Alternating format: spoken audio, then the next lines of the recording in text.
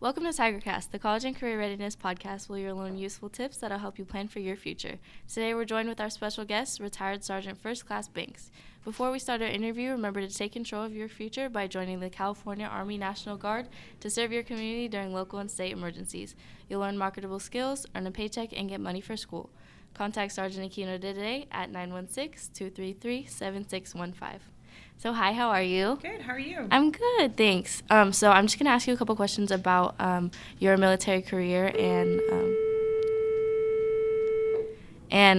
what your life looks like now that you're retired. So just my first question is, how did your whole Army career start off? When did you join the Army, and what did that process look like? Okay, so I joined the Army in 1995. You guys probably weren't even born then. No. In 1995, I was going to school, but I was having a hard time finding a job. I lived in Belgium and Europe, and so my parents were complaining that I wasn't doing enough, and so I called a recruiter, didn't tell them, and signed up. Awesome. Yeah. So how long was your career in the Army? 20 years and 7 days. Really? And your retired rank was Sergeant First Class? Yes. How did you get to that?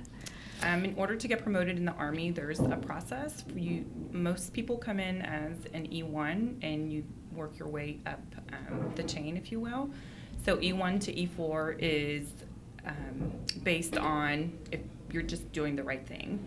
And from E5 to E6, you have to go in front of a panel and get recommended for promotion. E7 through E9 is called centralized boards, which means it's all the people who are eligible for those ranks are looked at and then are selected based on merit, what they've accomplished in the Army.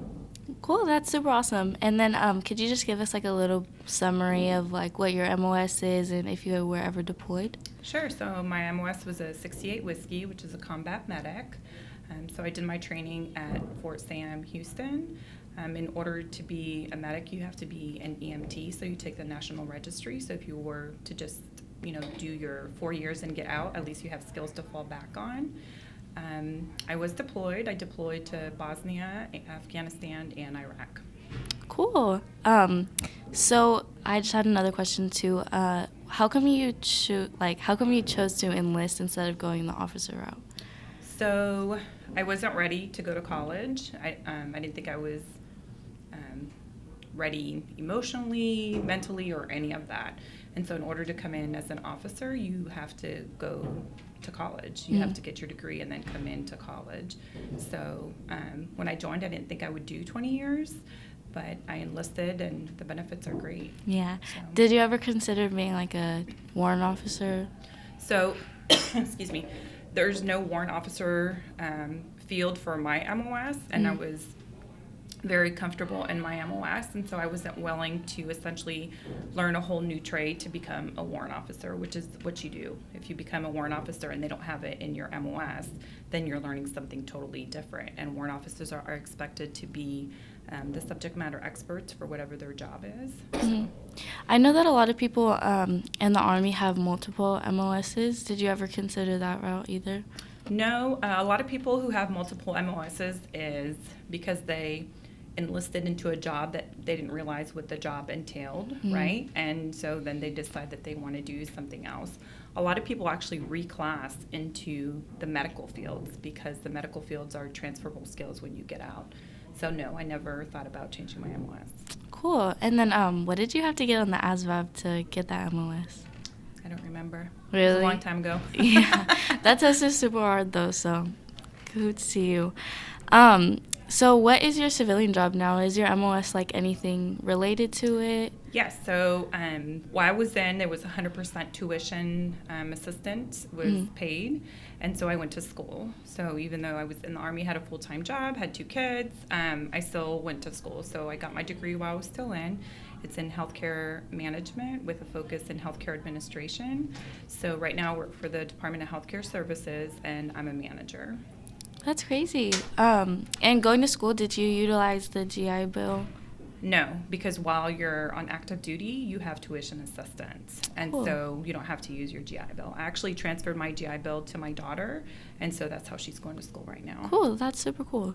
So along with tuition assistance, were there any other benefits that the Army provided you with that you've used? That I've used or that I used while I was still in? Both. Both, okay. So while you're in, you don't have to pay for health care. You don't have to pay for dental care. You're issued your uniform, right? So you don't have to worry about a closet. Yeah. When you're single, they provide housing, and they have the dining facility for you to eat at. If you have to live off post because you have children or you're married, then they provide a housing stipend and also a food stipend. Cool. That's super awesome. So I heard a little bit about how you were recognized by Congress. Could you tell me a little bit about that? Sure. So I'm still very active in the community. I'm a huge veteran advocate, but especially for women. Women in general are underserved and underprivileged population. So I'm a part of Women Veterans Alliance, which is a group that was started about 3 years ago with 10 women at El Torito's in Arden. And we have over 1,700 women on our roster right now, just with community outreach, word of mouth, social media. We're on Twitter, Facebook, Instagram, LinkedIn. So one of my veteran sisters submitted me for a Congressional Recognition, and so I was recognized for my work in the community with veterans. That's awesome. Thank you so much for just everything that you do in the community. Thank you. Yeah, of course. So I just have a couple more questions. The last one is there anything that you would change about your military experience? If I could change something, I probably would have gone back to school earlier because I waited until the second half of my career to go back to school, which made it harder with 2 kids, and my son was still a baby. So my recommendation to you, especially since you're going in, is as soon as you can, start going to school. The money's there, right? And it's what's important to you, so you have to make that time. But, when you're young, you just want to hang out and go party. And if I would have had, a mentor or, somebody that said, hey, Severine, you need to go to school now and put the rest of the stuff aside because partying's not going to get you anywhere when you're in your 40s, right? Yeah. So definitely go to school earlier. Mm-hmm. Did you ever consider maybe going to the reserves just to finish school? No. Yeah. No. Was it hard for you, though, to balance both? Yes, it was hard, but I was in the Army for 3 years when I had my daughter, Alana, and that was my motivating factor. Yeah. Healthcare was provided, I was able to put food on the table. So when it's just you, it's different, but when you have somebody else who depends on you, it kind of changes your focus and your motivation to get things done. Yeah, that's super awesome. And then I just have one more question, and it's, what was your favorite part about your whole entire military career? My favorite part was the camaraderie and the friendships. Yeah. I have, friends that I've been with for 20 years, because we met in basic training or with social media, we've reconnected. So the majority of I call it my inner circle, are women that I served with, right? And so we have that bond, we have that connection. If we're having a bad day, we have a group text, we have, like you guys, social media and all of that interaction. And so that connection is very, very important to me, especially moving to Sacramento 3 years ago, not knowing anybody, knowing that I still had that support system out there. Yeah, absolutely. So the friendships and the camaraderie. Cool. Well, thank you so much. That's all the questions I have for you today, but everything you said was totally encouraging, and I hope that the viewers think the same. Thank you. Thank you.